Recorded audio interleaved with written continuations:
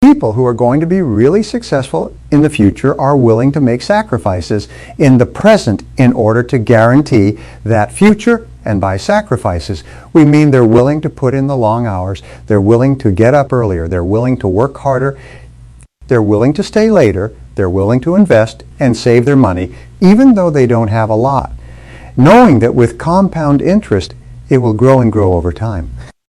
They're willing to spend an enormous amount of time investing in their children, knowing that this investment in their children in time and love and affection and support will pay off for decades and generations, even into the lives of their children and grandchildren. So sacrifice is the critical word, and sacrifice means that you have the ability to discipline yourself. You have the ability to delay gratification in the short term so that you can enjoy far greater rewards in the long term. We say that self-discipline is self-control. It's self-mastery. Now, the payoff for practicing self-discipline is immediate. People think, well, geez, I get these rewards way down in the future. No. There is an immediate reward. There's a wonderful line in spiritual development that said, you are not punished for your sins, but by them. In other words, there are things that you do that are harmful to you that cause immediate detriment, but you're also rewarded for the good things that you do, and you're rewarded immediately. So what we know is when you practice self-discipline, you actually like and respect yourself more. And I know that how you feel about yourself on a minute-to-minute basis, do you feel that you're a good person? Do you feel that you're a likable person, a successful person? The more you like yourself and respect yourself and value yourself on a minute-to-minute basis, the better is your attitude, the better is your reaction to other people. You just feel happy inside. And wonderfully enough, when you practice self-discipline, when you exert yourself to do what you know, you should do even though there's endless temptations to do something fun and easy. When you discipline yourself to do it, your self-esteem goes up. You actually like yourself more. Your self-image improves. You actually see yourself as a better person. And of course, as you know, your self-image determines your performance. The person you see in your mind will be the person that you will be on the outside. And the wonderful thing is, when you practice self-discipline, especially in exercise, for example, but even in hard work, your brain releases endorphins. Endorphins are called nature's happy drug, and it actually makes you happy to practice self-discipline, to take control of yourself and make yourself do the right thing and complete it. You feel good about yourself at the moment, and of course, the effect that it has on your future can be tremendous. Fortunately, self-discipline is a habit that you can learn with practice and repetition. If you do something over and over again, you eventually develop a habit. The difference between successful people and unsuccessful people is that successful people have success habits, and the most important success habit they have is the ability to make themselves do what they know they should do at this time.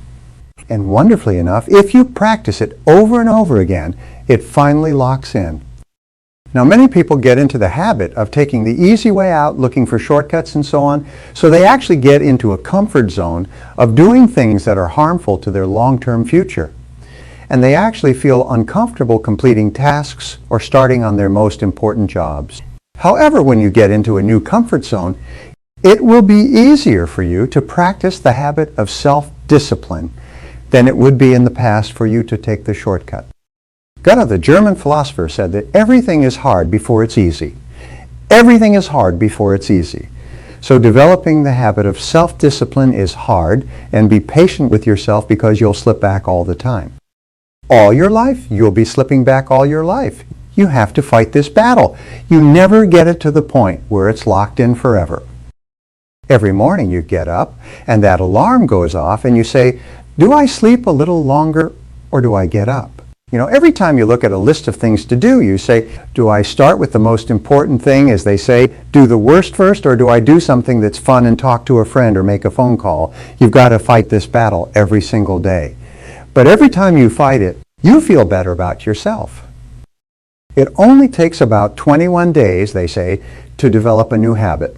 So you can lock in the foundation of the habit simply by practicing self-discipline every single day without exception for 21 days. Some years ago, A businessman named Herbert Gray did a long-time study. It was kind of his project to find out what he called the common denominator of success. What would be the common denominator of success? And he spent 11 years studying the literature, interviewing people, reflecting on it, and he finally wrote a little pamphlet. And the pamphlet has been handed around for years and years, and you don't need to get it because I'll tell you what's. He said the common denominator of success was quite simple. He said successful people, he found, make a habit of doing what unsuccessful people don't like to do. And of course the logical question is, well, what is it that unsuccessful people don't like to do? Well, it turned out to be the same thing that successful people don't like to do either.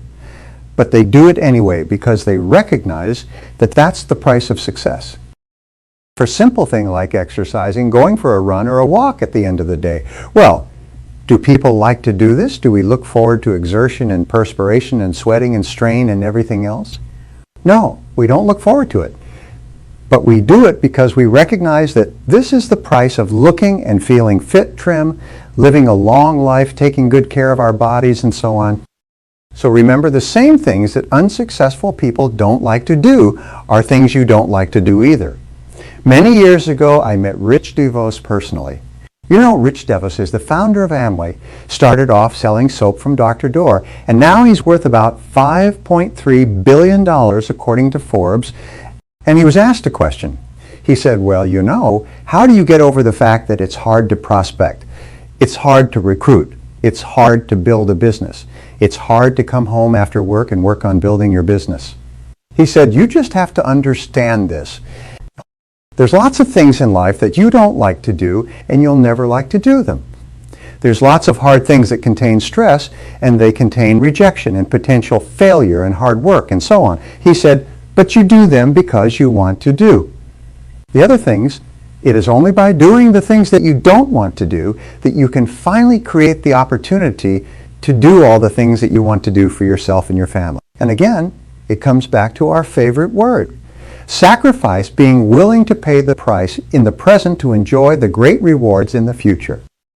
Now, there are 9 disciplines that you can develop that we'll talk about today. Disciplines that will improve every area of your life. And here's a rule. Every exercise of discipline in any area strengthens disciplines in every other area. Just as if you work out with your full body, that strengthens all your muscles, your heart, your lungs, and so on, every weakness in discipline also weakens your other disciplines as well. So every time you exert yourself to discipline yourself, to make yourself do something, to control and master your natural tendency to seek the line of least resistance, every time you master that tendency, you feel stronger and better. And you strengthen your ability to discipline yourself in other areas as well. So the first discipline of all is the discipline of clear thinking versus fuzzy thinking. You know, sometimes you've heard me ask, what is the highest paid work in America? What's the most important work in any job or any company? And the answer is thinking. And you know the old saying that some people think they think, and the great majority would rather die than think. But the discipline of clear thinking is the most important because the way you think, the quality of your thinking, determines the quality of your decisions and choices. Your decisions and choices determine the actions you take. The actions you take determine your results, and your results determine the quality of your life. And it all starts with your thinking clearly. Thomas Edison once said that thinking is the hardest discipline of all. It requires real effort to think, because especially today, we are so surrounded with distractions. I'm always amazed when I go down the street or fly or drive as people seem totally immersed in listening to things. They've got devices in their ears and stuff on their cell phone. They're listening to music in their car and they're watching television. They simply cannot stop bombarding their mind with sensory input. And of course, when you're doing that, it is impossible for you to think. To think well requires that you practice a couple of techniques. Now, first of all, as Peter Drucker said, you need to take time to think. You need to create long, unbroken chunks of time. The rule is that fast decisions are usually wrong decisions, especially fast decisions involving people or money. So if you're going to make a decision that has long-term consequences, then you have to give it a lot of thought. You have to sort of look at it like a beautiful piece of porcelain. You look at it from every single side and think about it carefully. And the more carefully you think about a decision, the better the quality of that decision will be when you finally make it. How many times have you said, you know, if I just thought about that a little bit more, I wouldn't have done it? Or if I just thought a bit better, or I just taken time to think? Well, superior people, through experience and through painful experience, learn to take their time in making important decisions. So, one of the very best ways that you can develop the discipline of clear thinking is to sit in solitude for 30 to 60 minutes when you have a major problem or major issue in your life. Solitude has been discovered and rediscovered throughout all the history of man as the most powerful of all thinking tools. You see, if you could imagine a bucket of water with silt in it, and it's all churned up and you can't see anything, but if you leave the bucket of water to sit for a while, all the silt will drop to the bottom and the water will become perfectly clear. This is what happens for you in solitude. You sit calmly by yourself with no noise, no distractions, nothing to read. Just sit quietly, which takes tremendous discipline. The first few times you do it, at about 25 or 26 minutes, your mind goes clear, and any problem that you've been working on, the solution just pops into your mind. Any issue that you've been dealing with, the answer just comes to you. It's almost like a miracle when you practice solitude. You actually activate your superconscious mind and your intuition. And something that you've been having trouble with or wrestling with suddenly becomes clear, and you know exactly what to do. Now, here's the wonderful thing about solitude. Everybody who practices it will tell you it's incredible. And if you've never done it before, just practice it once, sometime today. Take 25, 30 minutes, take an hour if you can, and just sit quietly by yourself and allow your mind to calm. Sometimes it's called mind calming. And just allow yourself to calm down and think. And the most amazing things will happen. You'll start to make better decisions. You'll start to hear what is called the still small voice within. And this still small voice, or sometimes it will shout at you so loudly, you will be amazed. Now here's another way to think better. When you're dealing with any kind of a situation, write down every detail of the problem or situation. Take a sheet of paper, and the rule is think on paper, and write down every detail. How it happened, what's going on, the problems, the concerns, the cost, who's involved. Just write it down, write it down, write it down. And the most amazing thing happens between the head and the hand as you're writing out all the details. Sometimes exactly the right choice pops out at you. It becomes clear, but you would not have triggered that superconscious solution if you hadn't taken the time to think on paper. You know, Aristotle once said that wisdom, which is the greatest of all human desires, wisdom is the ability to make good decisions, is a combination of experience plus reflection. Experience plus reflection. In other words, you have an experience and then you reflect on the experience and you think about what that experience means to me. How can I use that? What can I learn from it? So reflecting on your experiences, the best way to do that is to go for a walk. Just going for a walk where you can't listen to anything, don't take an iPod or anything, just go for a walk, 30 or 60 minutes, and just walk. And while you're walking and reflecting upon something that's going on at work or at home, you'll be amazed at the quality of ideas that will come into your mind. To improve your thinking, talk it over with someone else who you like and trust, and give them the details and ask them to give you their feedback, give you their perspective. Sometimes, if you're in a great relationship, the other person can give you a perspective that completely changes your ideas. A good way to think better is to ask, especially if you're frustrated or having difficulties, to ask, what are my assumptions? What am I assuming about the situation that may not be correct? What if my basic assumptions about this relationship, about this job, about this product or service, why this investment? What if my assumptions were wrong? Then what would I do? And here's the key to good thinking. Be open to doing something completely different. Be open to admitting the possibility that you could be wrong and doing something completely different. And what that does is it opens up your mind and your perspective so you can see all kinds of possibilities that you may not have seen before. So clear thinking is the first discipline. It is the discipline practiced by the most successful, happiest, and wealthiest people in our society. Now, the second major discipline, my old friend, is the discipline of daily goal setting. The discipline of daily goal setting will change your life. Why is what we know that focus and concentration are essential to success. There are some skills that are helpful to success, that focus and concentration are indispensable. If you cannot focus and you cannot concentrate, then you have to work for someone else who will make you focus and concentrate. It will supervise you. The ability to focus, to be clear about what you want, and then to concentrate single-mindedly on achieving it are both habits or disciplines that you can learn through practice.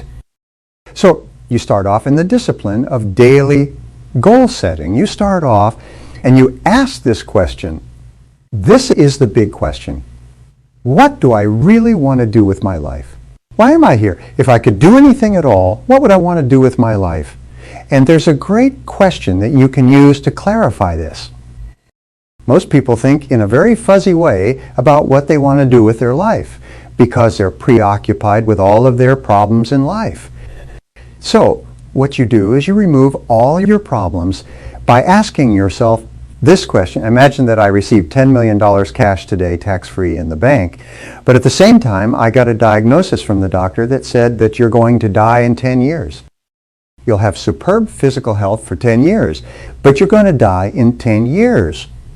So if you had $10 million in the bank, which means you had no financial worries and you had 10 years to live, what would you really want to do with your life? What would you do more of or less of? What would you start up or what would you stop completely? What would you get into or get out of? If you had $10 million and 10 years to live, imagine that for the moment, because most people, again, as I said, become preoccupied with their limitations, with what they don't have. And it holds them back from deciding what they really, really want.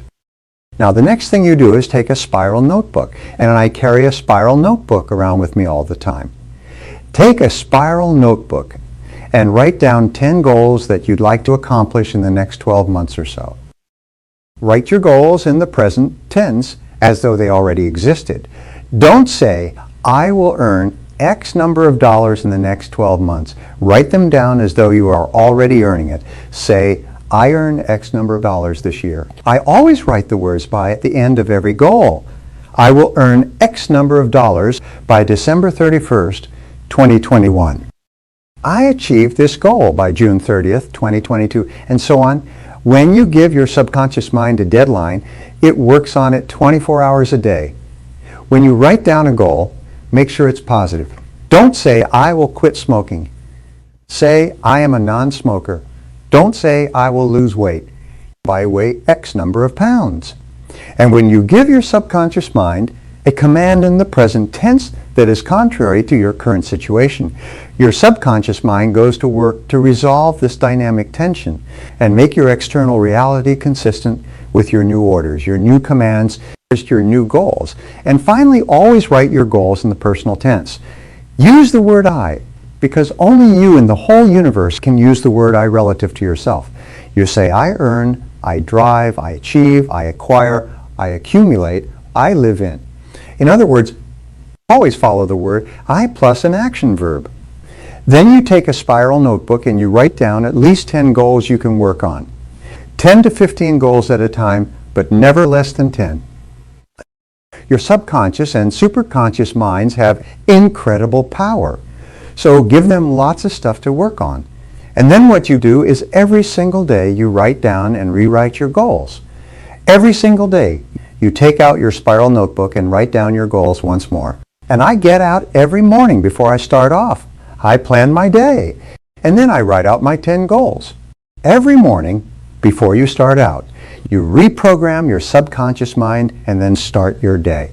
I promise to you this, if you will do this for 1 month, actually 21 days is good enough, your whole life will change. You'll see changes that are astonishing. People come up to me at every single seminar and say, it was incredible. I started to write my goals every day. I accomplished 8 of them in 6 months. I accomplished 5 in a week. I accomplished most of them within 12 months. It's transformed my life. So all I ask you to do, if you're not already doing it, is give it a try. Now the third discipline is the discipline of daily time management. And of course we know that the rule is that every minute spent in planning saves 10 minutes in execution. So disciplining yourself to plan your days thoroughly before you begin will save you at least 10 minutes for every minute you spend in planning. And according to the research, it will increase your productivity by 25 to 50%, maybe even double your productivity. For every day that you plan, you see, if you're not working from a plan, then you just respond and react to whatever's going on. Somebody comes in, phone rings, is an interruption or a problem, and you're off and running. But if you have a plan, you just keep working on the plan. It gives you a track to run on. So, you just keep working on your plan. Begin the discipline of daily time management by making a list. Start off with a sheet of paper again. Click on paper and write down everything you have to do in the course of the day. The very best time to make this list is the night before. If you do this, then your subconscious mind works on your plan all night long, and you often wake up in the morning with great ideas to implement your plan. Then you organize your list by priority before you begin. You don't just jump into it. Use the 80-20 rule that says that 20% of the items on your list will account for 80% of the value. Which are the most valuable? This is the hardest of all disciplines to learn. It's the essence of my teaching worldwide. It is the key to supercharging the quality of your life and your results. If you can start every morning with a list organized by priority and start on your number one task and stay with it till it's done, you will supercharge your life. You will release endorphins in your brain that cause you to feel great. You will motivate yourself and energize yourself and propel yourself into all your other tasks. You'll get twice as much done on any day where you start and complete your major task first than any other day. The discipline of time management will then spread to all your other disciplines when you can demonstrate each morning that you have the self-control, self-mastery, and self-discipline to start and complete your most important tasks. You just feel fabulous about yourself. Now, the fourth discipline is the discipline of courage. And it goes back to what we said earlier.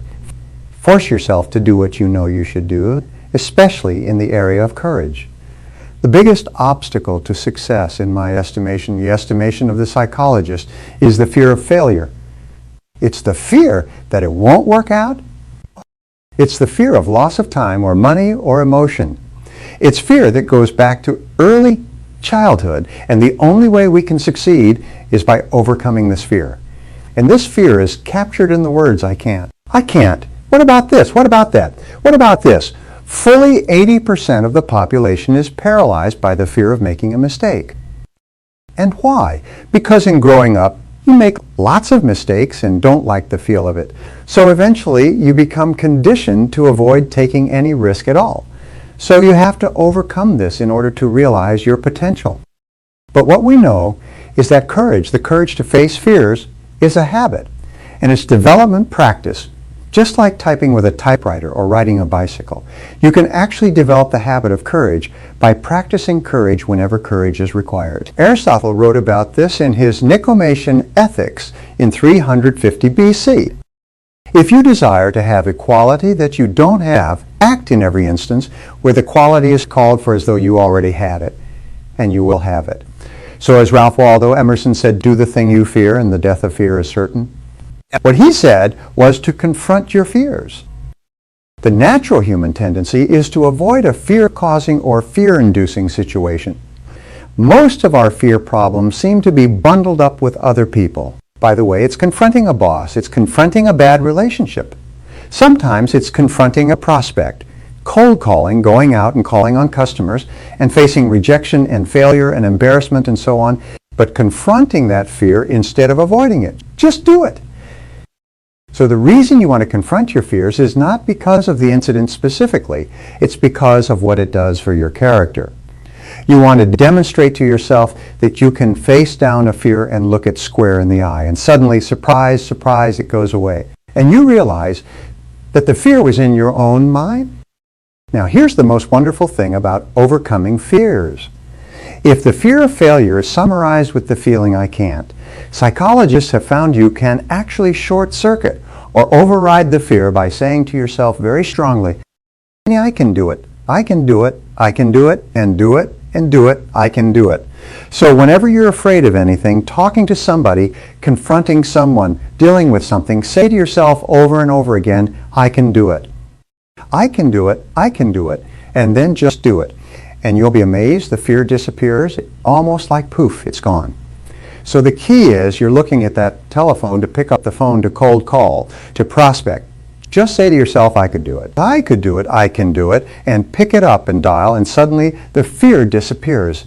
And you do this repeatedly, and eventually you develop the habit of courage. Here's an exercise for you. Identify one fear situation in your life today and use that as your challenge. Use that as your test case. You say, you know what, I'm going to do it. I'm going to face this fear down. I'm going to hammer it. I'm going to smash it. I'm going to look it right in the eye. I'm going to deal with it directly head on like a car hitting a wall until the fear is gone. And once you've done that, you'll look up and you'll be a different person for the rest of your life.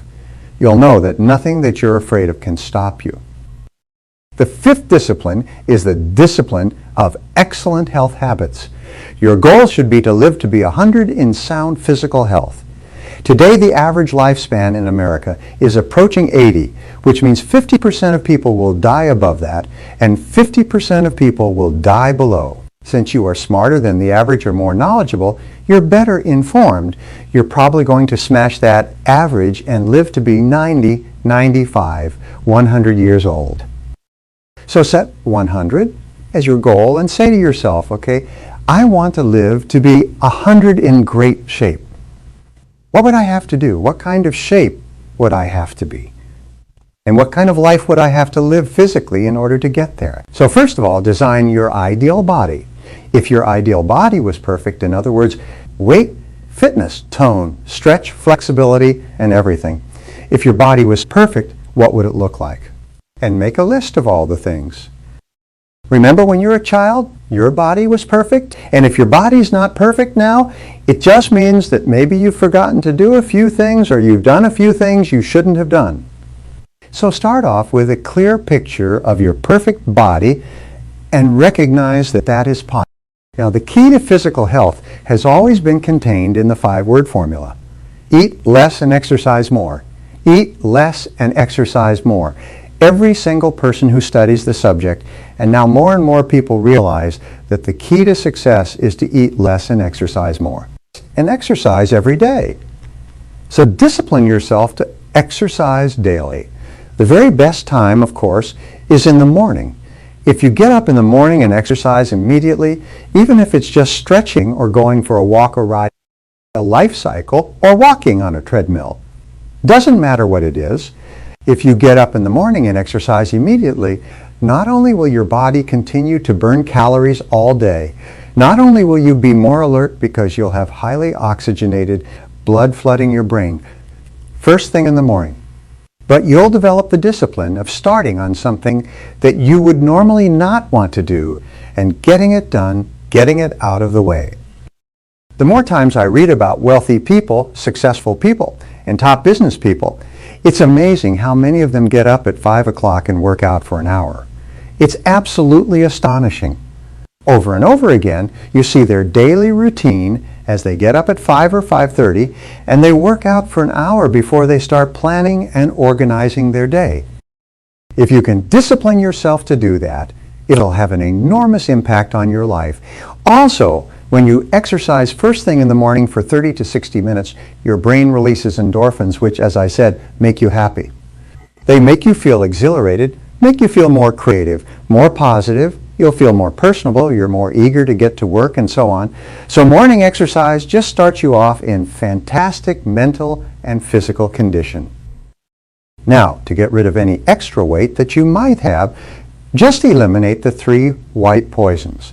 The three white poisons are anything that has flour in it, flour, wheat flour, any kind of flour makes you overweight. It sticks to your gut, to your hips, and to your thighs. Eliminate sugar, and any sugar. Eliminate desserts, eliminate donuts, eliminate soft drinks. Don't eat things with sugar and eliminate salt. Don't put any salt on your food. There's plenty of salt in everything you do. I ran into a friend of mine recently who lost 20 pounds. I looked at him. He was just swaying. I mean, his suit jacket was swaying back and forth like a tent on a tent peg in the wind. I said, geez, I said, you've lost a lot of weight. I said, how did you do it? He said, I tried everything. I exercised. He said, I walked. I tried everything. He said, I finally stopped eating anything white. I stopped eating flour foods, sugar, and salt. I should drop 22 pounds in 60 days. I never came back, and I've had people tell me that all over the world. So if you can discipline yourself to only eat fruits, vegetables, and proteins, no pasta, no bread, no rolls, no cakes, no desserts, no Coke, no colas, and no salt, if you can just do that, you'll see yourself losing weight from the first day. Some people will lose 3 or 4 pounds in the first week that they stop adding salt to anything. And then, of course, drink lots of water.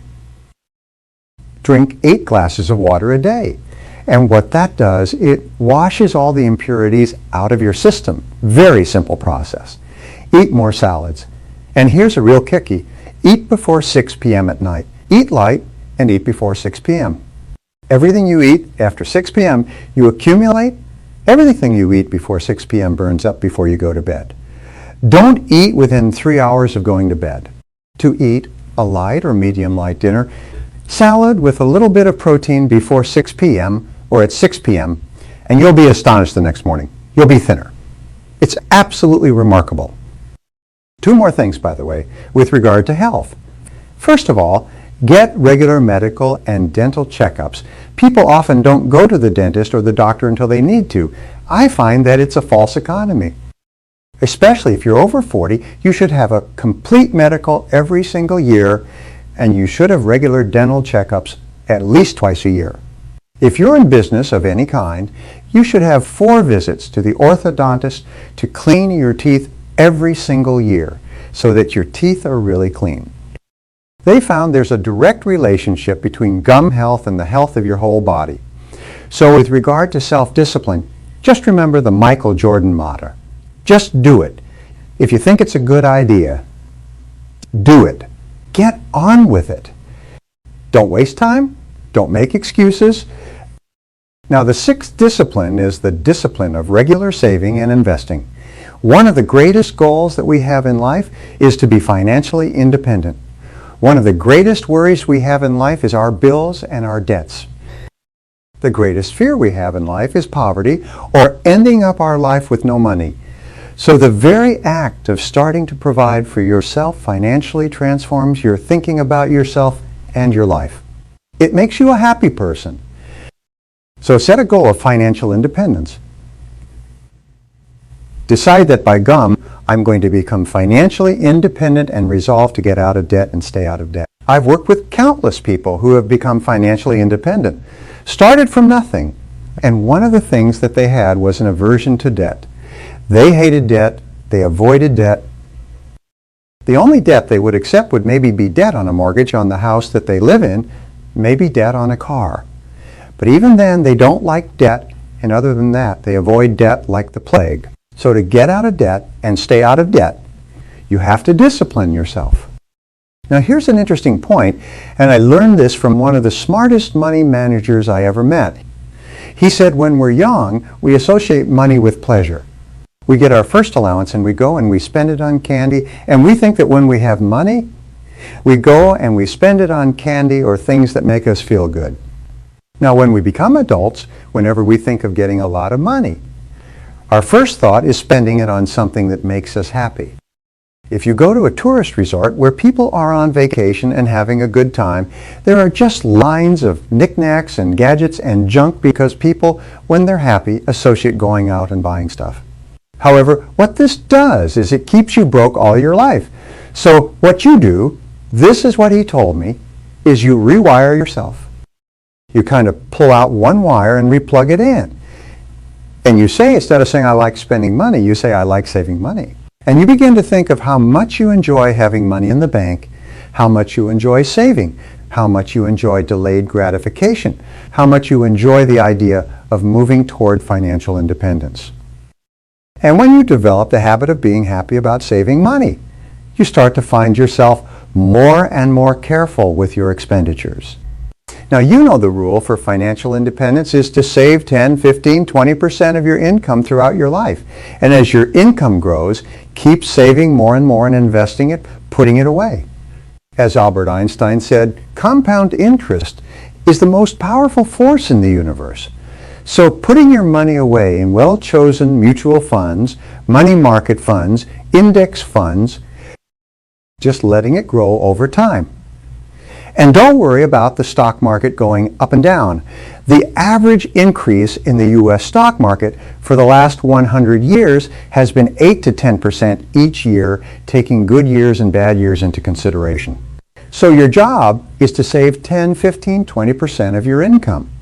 Now, for most people, because they're in debt, they just discard that completely. Their mind shuts down. So here's what I say.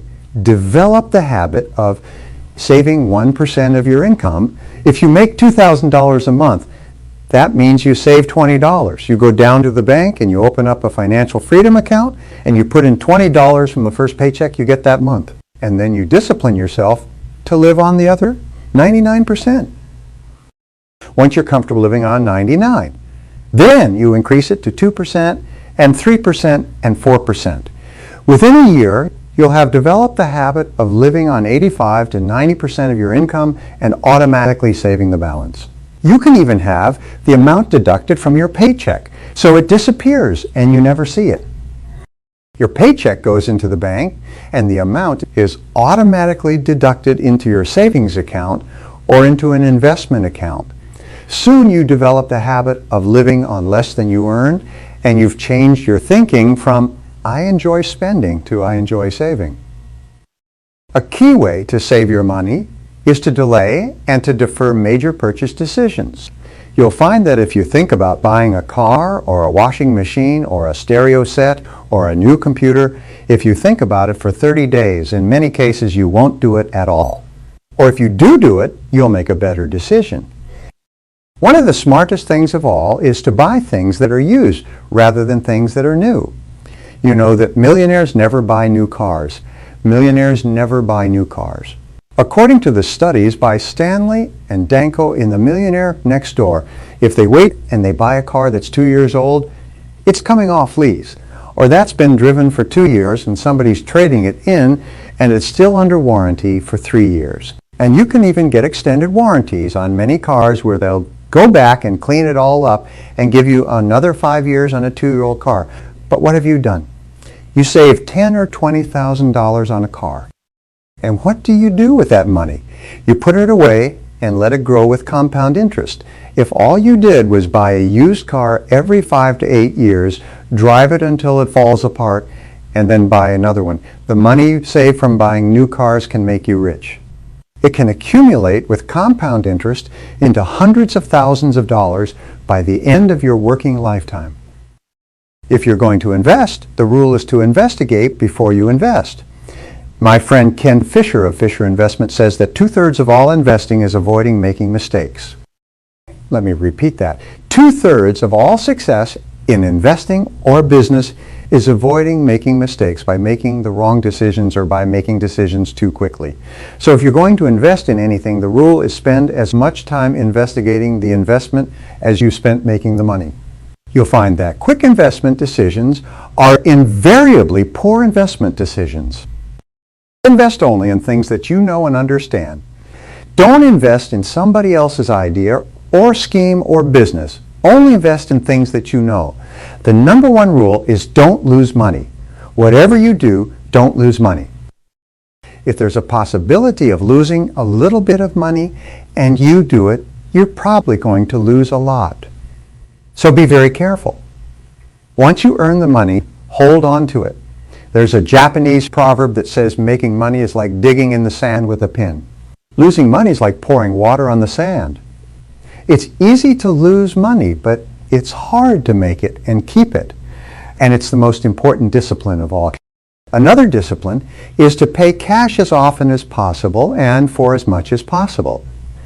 Get rid of all your credit cards except for one, and only use that one when you have to. The very act of paying cash hypersensitized you to how much it's costing and causes you to spend less money. W. Clement Stone once said, "If you cannot save money, the seeds of greatness are not in you." The primary reason why you save your money and accumulate it carefully is because it gives you two things. First of all, it gives you freedom. You know you've got money in the bank. If you don't like your job, you can walk away from it because you've got money in the bank. But the second thing it gives you is opportunity. If an opportunity comes along, you're prepared to take advantage of it. You don't have to say, "I'm sorry, I don't have any money, I can't afford it, I'm broke," and people just shake their head in pity and walk away. As an adult, you should always have opportunity money put aside. And when you have it, you feel great about yourself. The difference between a person with a little money and a person with no money is night and day. A person with a little money feels great. A person with no money always feels inferior, anxious, worried, concerned, irritable, short-tempered. You know exactly what I'm talking about. Now, the seventh discipline is the discipline of hard work. There's nothing that will help you more than for you to develop a reputation as a hard worker. In the studies of self-made millionaires, they said, "I didn't have better education, better talent, better knowledge, but I was willing to work harder than anyone else."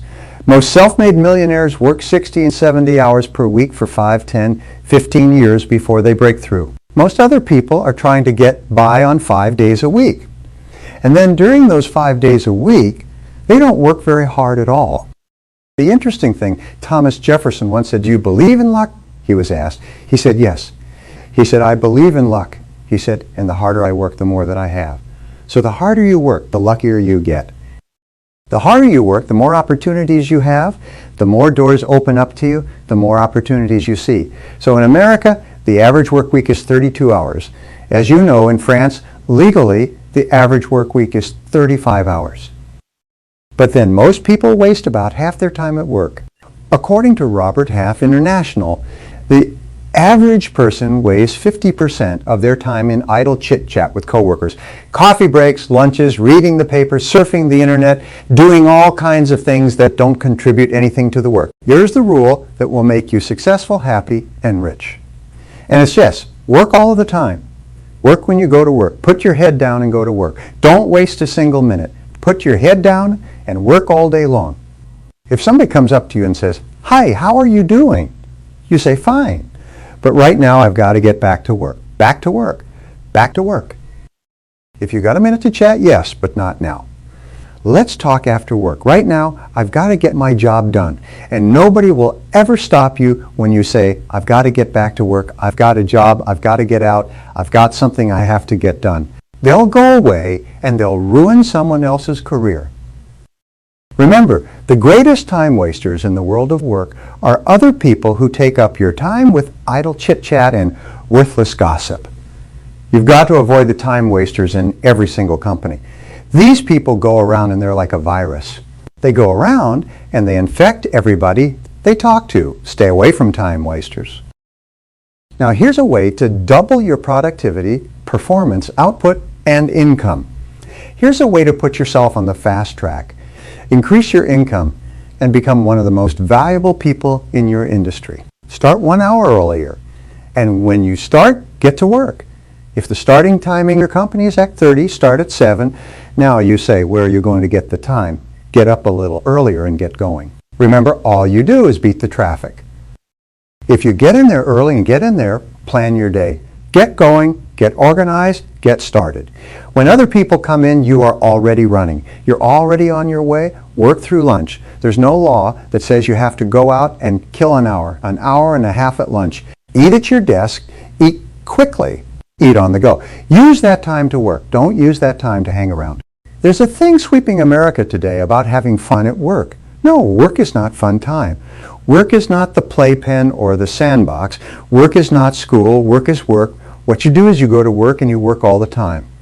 Don't worry about fun. Have your fun later, knowing that you've done a fantastic job and you've gotten a lot done. And finally, work 1 hour later. Be the last one to leave. Be the person who turns off the lights. Interestingly, if you look at an entrepreneurial startup, a business that's being run by somebody who's really driving it forward, you'll find that business owners, usually the first one there, works through the whole day, usually the last one to leave. Business owners usually work on Saturday and Sunday. At the end of the day, the business owner's got a beautiful home, house on the hill, beautiful cars, beautiful life, vacations, a boat in the yacht basin, and everybody says, boy, she sure is lucky. No, they're not lucky. They just worked all the time. They work. If you work 3 extra hours, start earlier, work harder, stay later, you'll add 6 hours of productive work to your day. Every hour of uninterrupted work when nobody's there translates into 3 hours of productivity when there's people around interrupting you. So keep asking at work, what is the most valuable use of my time right now? And then do only that. And keep saying, back to work, whenever you get distracted or you start to follow the path of least resistance. They major in my mind or say, wait a minute, I've got to get back to work, back to work, back to work. Now, the 8th discipline is the discipline of continuous learning. The rule is to earn more. You must learn more.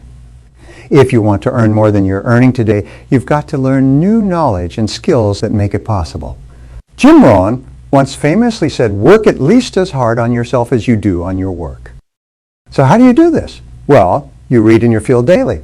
If you read 60 minutes a day in your field, a little in the morning, a little in the evening, it'll translate into 1 book a week. 1 book a week will translate into 50 books a year. The average adult reads less than 1 book a year. And most nonfiction books are never read past the first chapter.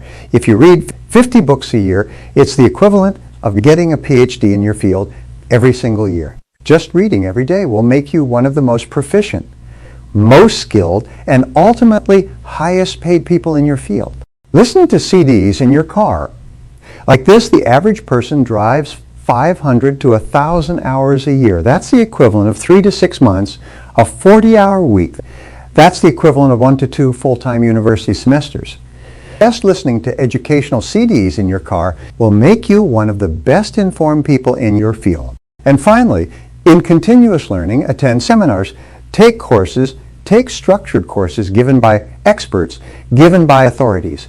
You can learn more in a half day or a day from an expert than you might learn on your own in years. I've had many people walk out of my courses with 1 new idea and increase their income 5 times within 30 days. 1 new technique for getting new clients, prospecting 1 new technique for presenting or overcoming objections. 1 new technique for closing sales or getting referrals, and their income exploded. They'd have never learned it. They call me. They come to me. They say, it was incredible. It changed my life, that 1 idea. Now, the average income in America increases about 3% a year. With additional knowledge and skill, you increase the rate at which your income goes up. If you get new knowledge and skill, you learn more, your income goes up 10% per annum. You'll double your income in 7.2 years. If your income goes up 25% per year, you'll double your income in 2 years and 8 months. In other words, the more you learn, the more you earn. The benefits of continuous learning are life-changing. And here's the fun, number 9. The discipline of persistence. Now, the discipline of persistence says that the greatest test of self-discipline is when you persist in the face of adversity and you drive yourself forward to complete your tasks 100%. The test of self-discipline is when you can drive yourself to keep on keeping on even when everyone around you feels like quitting and you feel like quitting as well. We say that courage has 2 parts. The first part of courage is the courage to begin. It's the courage to start. It's the courage to launch in the face of failure with no guarantees of success. But the second part of courage is the courage to endure. It's the courage to persist and to keep on going when you're tired and you're disappointed and nothing's working, and there's no guarantee of success, and maybe even a very large likelihood of failure. So it's really important. We say that your persistence is your measure of your belief in yourself and what you are doing. If you truly believe in the goodness and rightness and value of what you're doing, you will persist regardless of what's happening on the outside. And the more you believe in the goodness and rightness of what you're doing, the more you will persist. And wonderfully enough, the more you persist, the more you believe in yourself, the more you believe in the value of your work. Persistence seems to change your character. In reality, persistence is self-discipline in action. In the final analysis, your persistence is your measure of self-discipline. Self-discipline leads to self-esteem. Every time you practice self-discipline, you feel better about yourself, which leads to greater persistence, which leads to even greater self-discipline. And you get onto an upward spiral in life. That's why Napoleon Hill said that persistence is to the character of a man or woman as carbon is to steel. You actually make yourself, you shape yourself, you from yourself. You build yourself into a superior human being, a better and stronger person, by persisting when you feel like quitting. Well, every time you have the tendency to quit, every time you feel like giving up or cutting corners or stopping before you finish your task, say, wait a minute, this is a test. This is a test of my character. This is the test to see what I'm made of. And it's not what I'm working on that counts. It's the person I am becoming by either persisting or quitting. So always persist until you have completed the task. And as you do, you burst through and your brain flooded with endorphins and you feel wonderful about yourself. Eventually you develop that habit of persistence and you become unstoppable. Here are the 7 benefits of practicing self-discipline in every area of your life. Number 1, the habit of self-discipline guarantees your success. Every single successful person has that fundamental quality of persistence and tenacity, that fundamental quality of self-discipline to make themselves do what they should do, whether they feel like it or not. Number 2, when you practice self-discipline, you'll get more done faster and better than other people. You'll get more results. You'll be more productive. You'll have higher levels of performance. You'll bring yourself to the attention of people who can help you and support you and move you forward. Number 3, you'll be paid more and promoted faster at any job in any situation.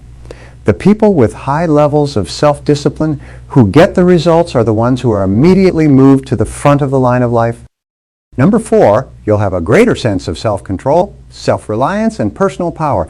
You'll feel that you could do anything that you put your mind to because you have the ability to make yourself, to discipline yourself to do it anyway. Number 5, self-discipline is the key to self-esteem, self-respect, and personal pride.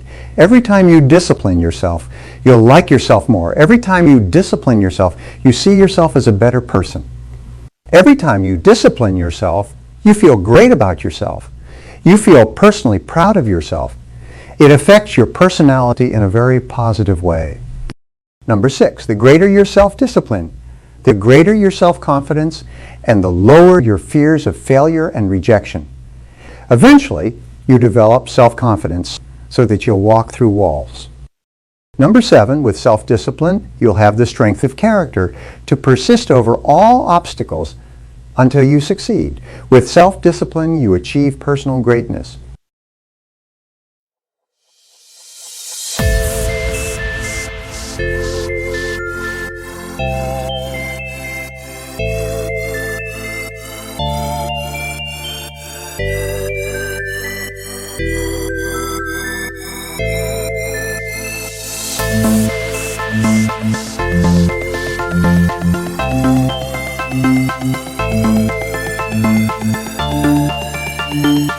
Thank you.